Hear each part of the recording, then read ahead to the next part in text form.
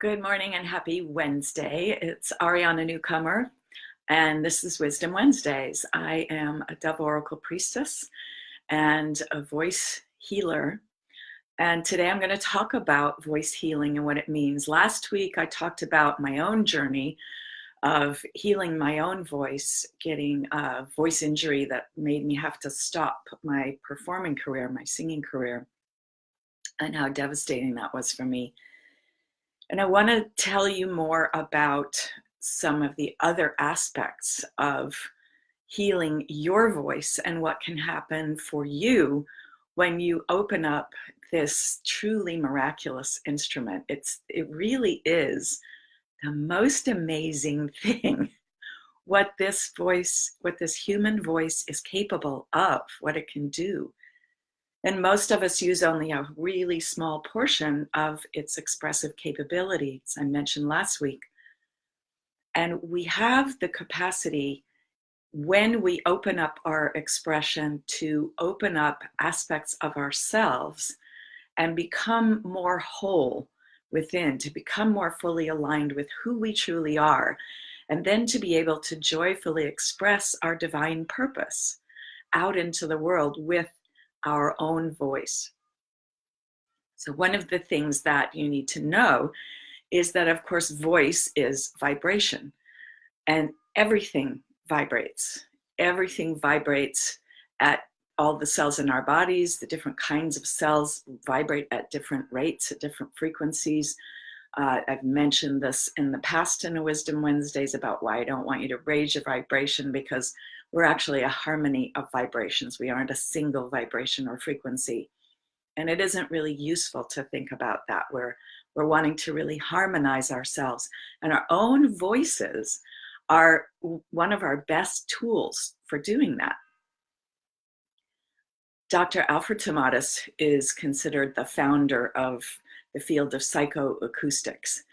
And that is the study of how sound affects us, not just physiologically, but psychologically. And the listening program that I did on my healing journey was developed out of some of the principles of his work. And Dr. Tomatis has passed on now, but he was famous for going around humming all the time, because he realized that our own voice is actually stimulating our own brain. It's kind of charging up our brain's electrical field with our own voice. So he would go around humming, and part of his protocol for healing the voice was also healing our ability to hear our own voice accurately. So feeding our own voice back to our ears through a microphone and headset. And he would use special filters so that certain frequencies were more highlighted at different times. So lower frequencies in Dr. Tomatis's work are actually calming and grounding. And they also help with sensory processing issues and body issues, balance. Middle frequencies are what could be called the speech and language zone, and training our brain to pay more attention to those frequencies helps with speech problems, with reading issues, things like that. The higher frequencies are more stimulating and stimulate higher creativity, and of course that connection to the spiritual realms. But what I've found in my own work is that lower frequencies are just as important in connecting with spiritual realms. So that old idea that spirituality is all up here and is all about higher frequencies is not true for me, and I don't teach that. I work a lot with lower frequencies, and what I've been told by my spirit guides is that it's important that we balance. As we tune into those higher frequencies, we need to simultaneously tune in to the very low frequencies so that we are balanced and we don't throw ourselves completely out of our bodies, for instance. So your voice as your own sound healer. So your voice is vibrating your body, as I explained last time. It vibrates our bones, and we hear our own voice primarily through that bone conduction pathway. And it also is vibrating our own energy fields. And as there's more and more understanding of human energy fields, and I use the plural because there are more than one. Our heart has its own energy field, our brain has its own energy field, our body as a whole has energy field. So, and it's in layers. So I use fields plural because our own voice vibrates our own energy fields. It can actually help us clear out old issues.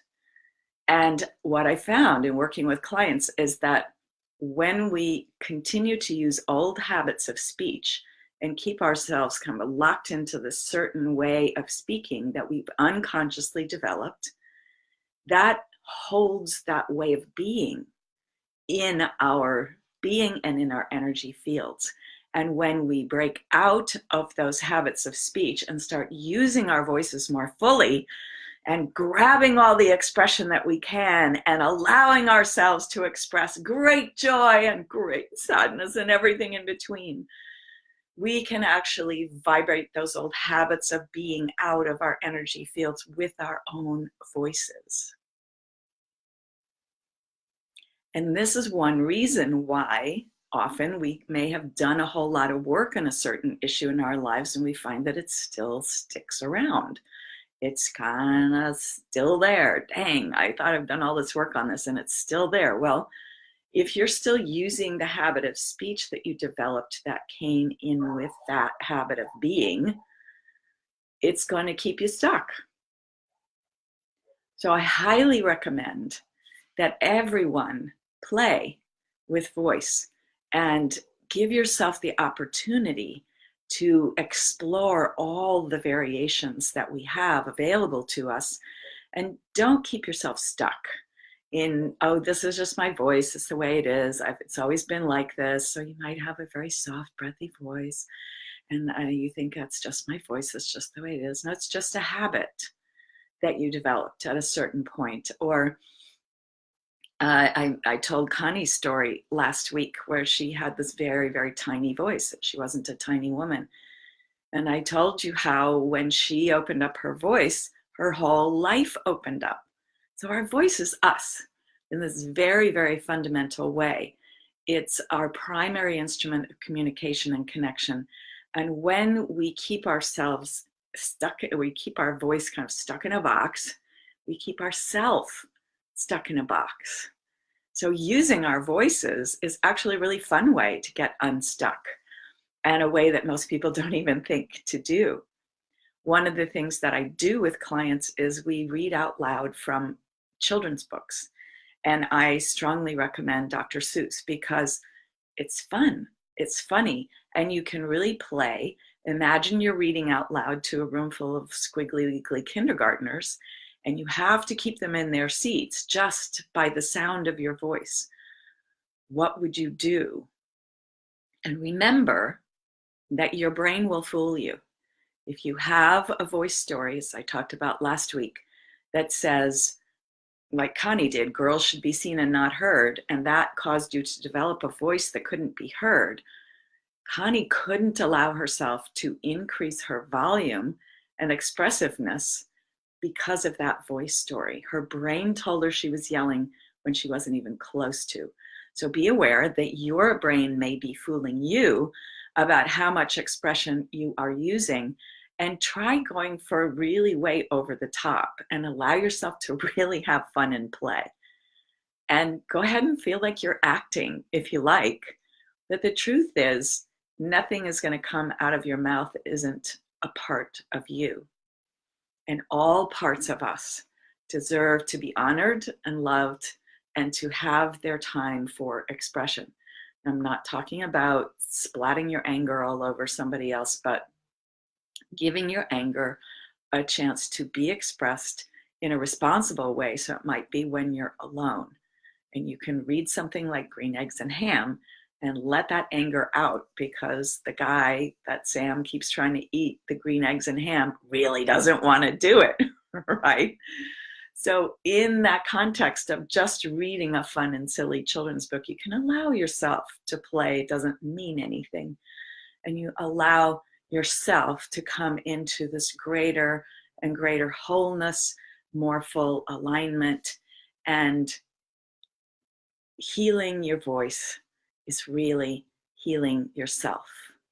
Healing your voice is about giving yourself the permission to be a fully, authentically expressed, whole human being. And that means having all of the emotions. It means having all of your natural, spirit-given, expressive capability. And this, of course, is my specialty. Is voice healing is one of them. And if you would like my assistance with opening up your voice, uncovering your own voice stories and getting them out of your way so that you can joyfully express your divine purpose, I would be happy to talk with you. And I'm going to put a link in the comments where you can book a free consultation with me. See you next time.